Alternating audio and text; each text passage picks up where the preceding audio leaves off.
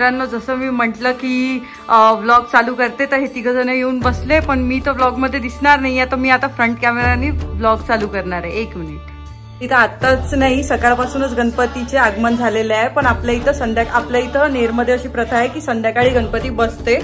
तर आता आपल्या इथं गणपती बसणार आहे. तर आता आपण जाऊया. गणपती बाप्पा मोरया.